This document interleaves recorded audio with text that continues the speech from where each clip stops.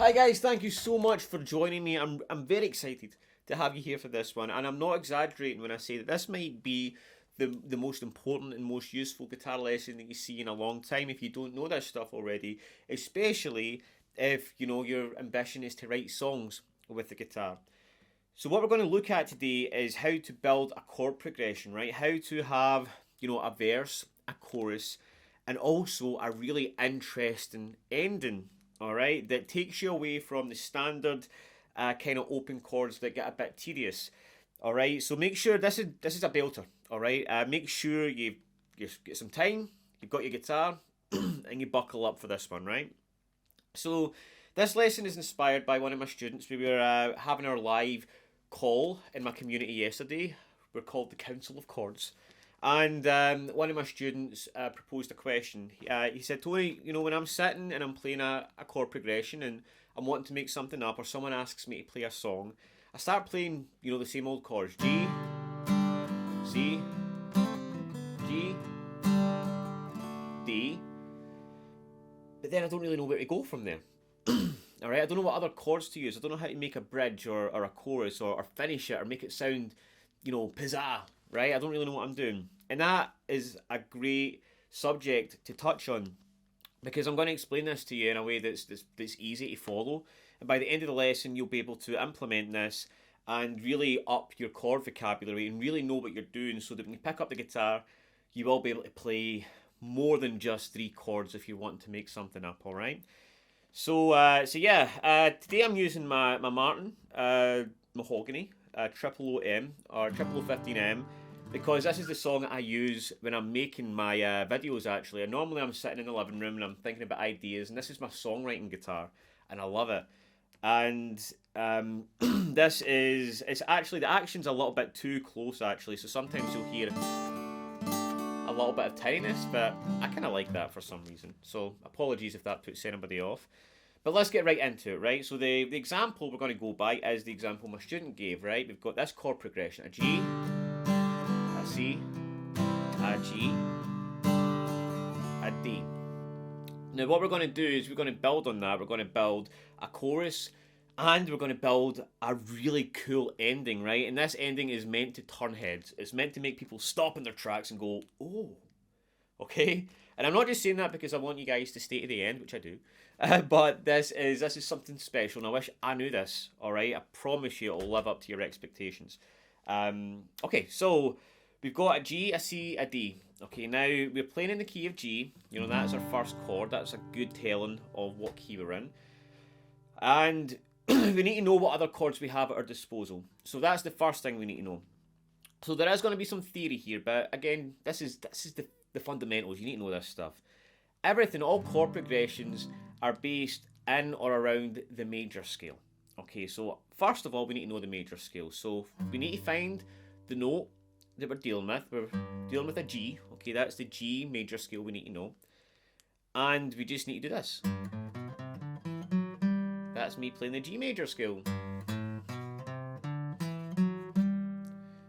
Okay, let me take you through that, okay? So I'm starting with my middle finger here on 3, that's the G note. 5, okay, with my pinky. 2, 3, 5 on the A. 2, 4, 5 on the D.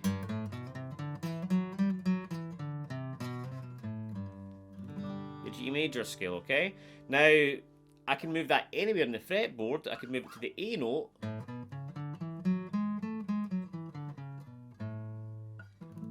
A major scale, so it works anywhere. The shape, you just move it to whatever note you want to play. If I move it to a C,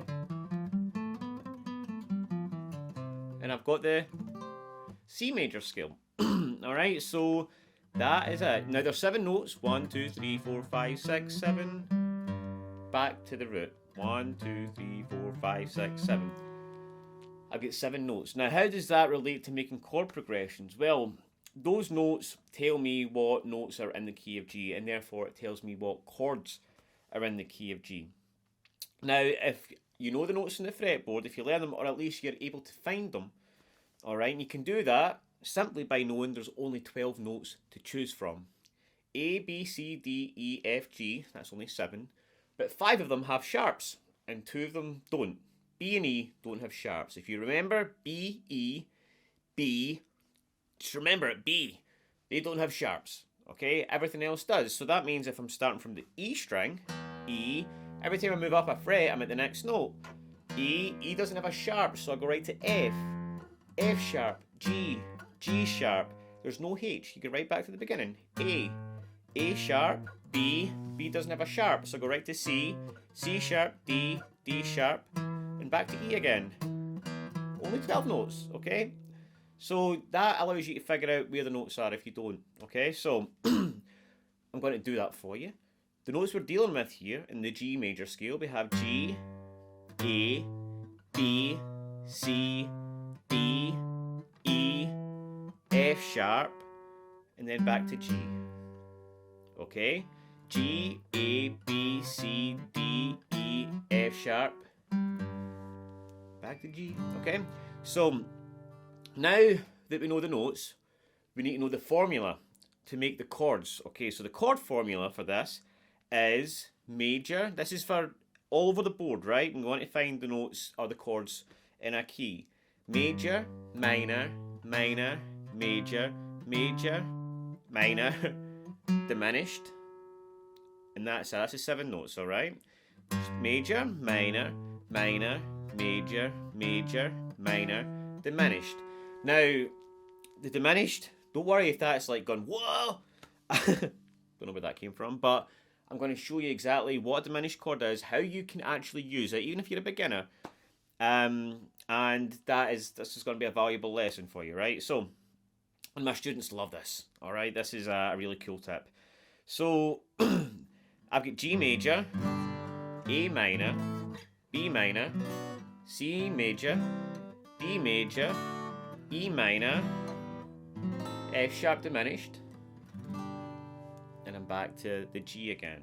Okay, so you should know 6 of those chords. I don't expect you to know the diminished, but that's what I'm going to show you right now. We've got G, and I'm going to show you how we can use it in the chord progression. G major, A minor, B minor, C major, D major, E minor,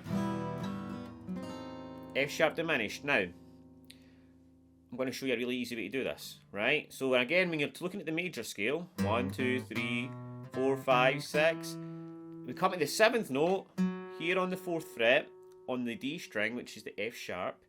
We take our index finger there and we simply make the D shape, okay?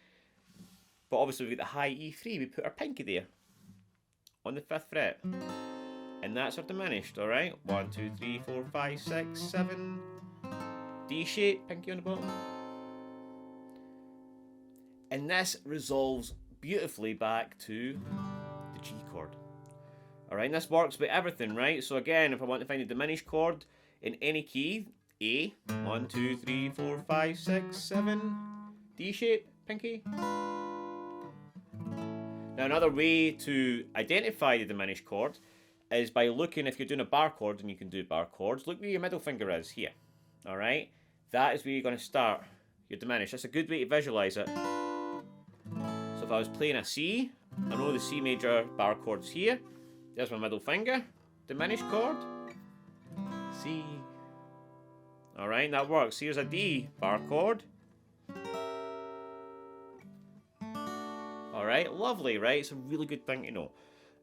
Alright, so let's get back into our chord progression now. Now that we know we have all those chords, G major, I'm not going to go over them again.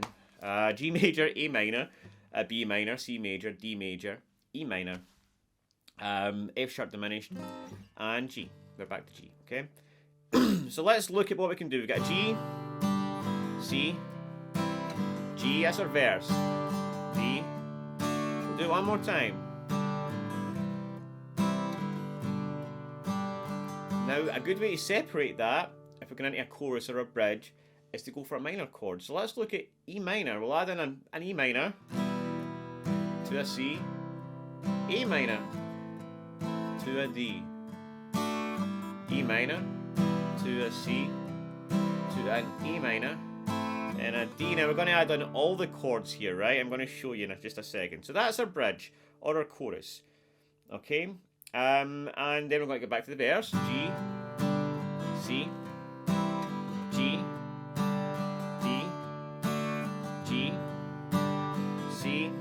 Now when you do this often enough, you can start to use your ear to where it wants to go. I can hear E minor, C, but you just need to experiment.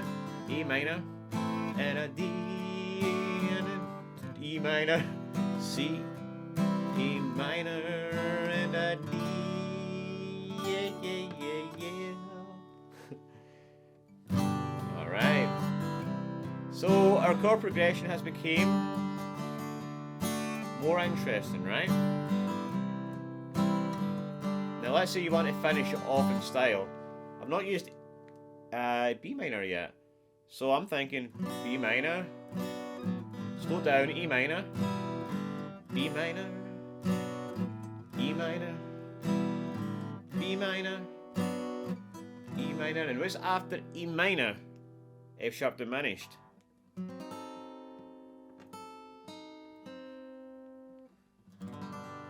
Okay, now that sounded pretty cool, right? But that's not the ending I'm talking about, right? I've got a really cool trick to show you. Okay, so again, that was B minor, E minor. I'm slowing it down. Just imagine the end of a song that's getting emotional. We're making a statement.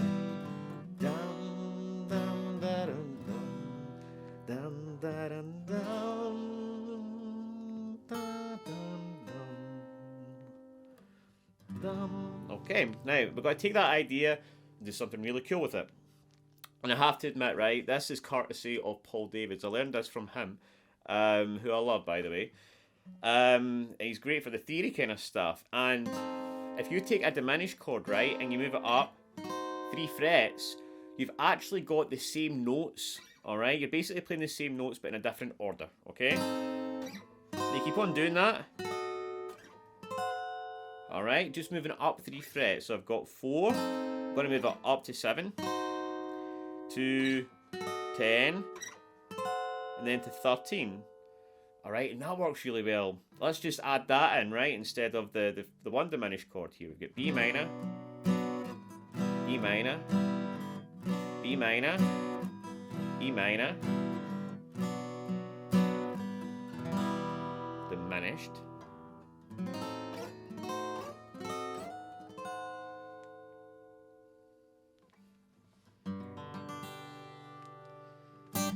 alright, okay.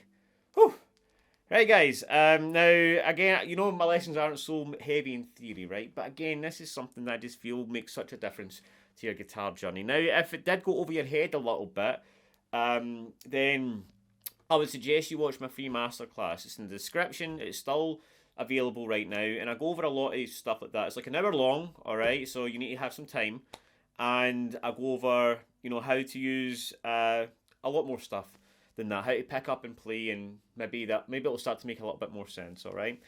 And let me know if you've got any questions in the comments as well, okay? And let me know if that was useful, and if there's anything else you'd like me to cover, or any other subject like this you'd like me to cover. So anyway, guys, that's a bit of a long one. Have a great weekend, or whatever day you're watching this. Have a great day, and I'll see you soon.